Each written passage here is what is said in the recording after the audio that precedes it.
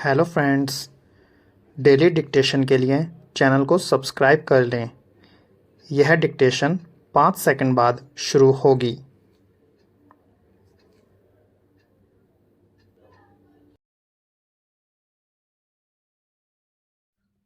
Start. विभिन्न प्रयासों के बावजूद अभी खाद्य महंगाई नियंत्रण में नहीं आ पाई है।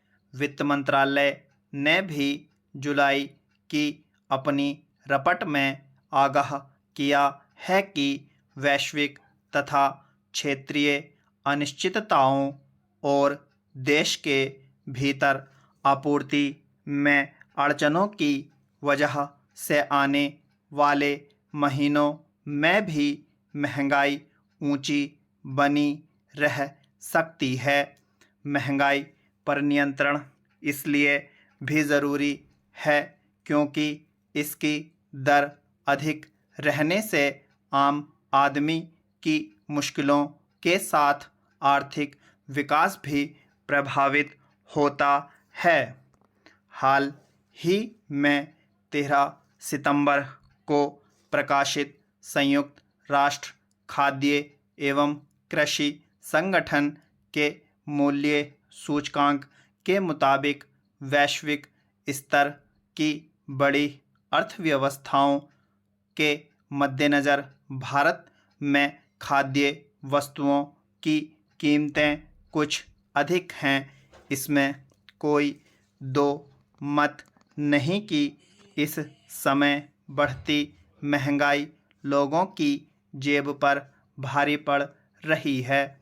महंगाई के लिए खाद्य वस्तुओं की आपूर्ति संबंधी चिंताओं के बीच इस समय सऊदी अरब और रूस द्वारा तेल उत्पादन में कटौती के निर्णय से कच्चे तेल की कीमतें पिछले 10 माह के उच्चतम स्तर $93 प्रति बैरल से अधिक पर पहुंचने से महंगाई की चुनौती और कठिन हो गई है। ऐसे में सरकार के लिए महंगाई को कम करना बड़ा मुद्दा बन गया है। पिछले दिनों भारतीय रिजर्व बैंक के गवर्नर ने एक कार्यक्रम को संबोधित करते हुए कहा कि जुलाई 2023 में जो मुद्रास्फीति आपूर्ति श्रृंखला के झटकों के कारण ऊंचे स्तर पर पहुंच गई थी, उसे कम करने के हर संभव प्रयास किए जा रहे हैं। गौरतलब है कि उपभोक्ता मूल्य सूचकांक के अनुसार जून 2023 में जो खुदरा महंगाई दर 4.87% तथा जुलाई में 15 महीने के उच्चतम स्तर 7.44% पर पहुंच गई थी, वह अगस्त 2023 में कुछ घटकर 6.8% पर आ गई है। खाद्य पदार्थों की बढ़ती कीमतों के कारण खुदरा महंगाई दर केंद्र सरकार के 6% की तय ऊपरी सीमा से अधिक है। आरबीआई ने चालू वित्त वर्ष 2023-24 के लिए खुदरा महंगाई दर का अनुमान बढ़ाकर 5.4% कर दिया है। इस समय खाद्य कीमतों में तेज बढ़ोतरी के कई कारण दिखाई दे रहे हैं। काला सागर अनाज समझौता खत्म करने के रूस के फैसले और गेहूं के भंडार में कमी तथा प्रमुख खाद्य उत्पादन वाले क्षेत्रों में बारिश न होने के कारण अनाज के दाम बढ़ गए हैं। देश में फसलों पर सफ़ेद मक्खी के प्रकोप और मानसूनी बारिश के असमान वितरण से सब्जियां महंगी हुई हैं। स्थिति यह है कि सीमित आपूर्ति के कारण देश में थोक गेहूं की कीमतें पिछले 2 महीनों में तेजी से बढ़ी हैं। सरकार के गोदामों में भी गेहूं के भंडार में कमी आई है। बाजार में नकदी ज़्यादा रहने से भी महंगाई बढ़ी है। मौसम विज्ञानियों ने इस बार अल नीनो के हावी रहने से भारत का 30 सितंबर तक मानसून के सामान्य से कम यानी 94% से कम बारिश के साथ समाप्त होने की बात कही है।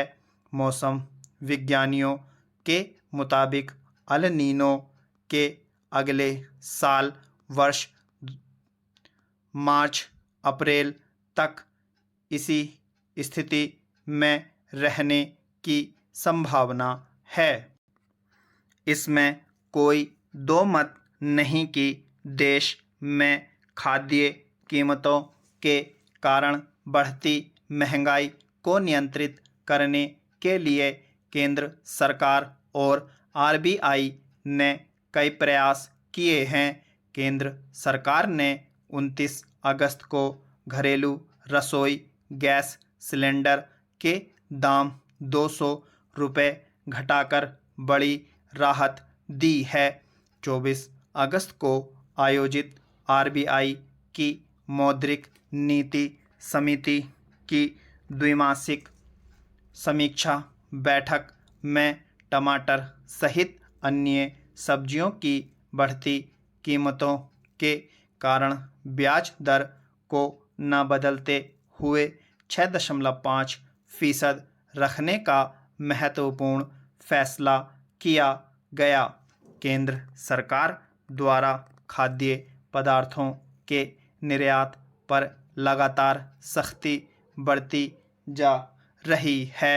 पिछले साल रूस यूक्रेन युद्ध की शुरुआत के बाद कम उत्पादन के कारण गेहूं के निर्यात पर जो पाबंदी लगाई वह अब तक जारी है।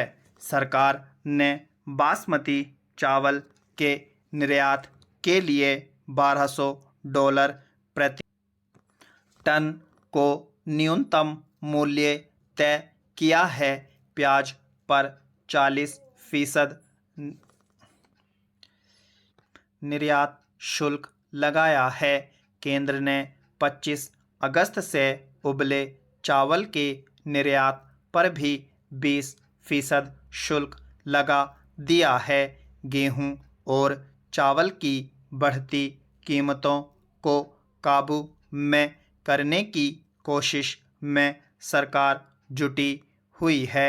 इसलिए वह खुले बाजार बिक्री योजना के जरिए रियायती दर पर गेहूं और चावल दोनों बेच रही है।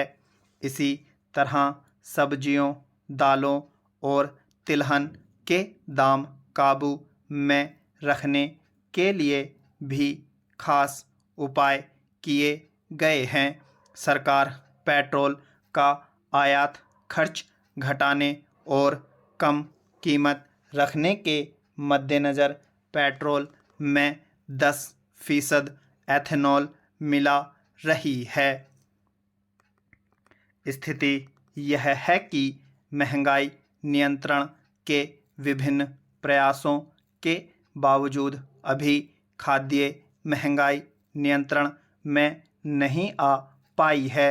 वित्त मंत्रालय ने भी जुलाई की अपनी रिपोर्ट में आगाह किया है कि वैश्विक तथा क्षेत्रीय अनिश्चितताओं और देश के भीतर आपूर्ति में अड़चनों की वजह से आने वाले महीनों में भी महंगाई ऊंची बनी रह सकती है।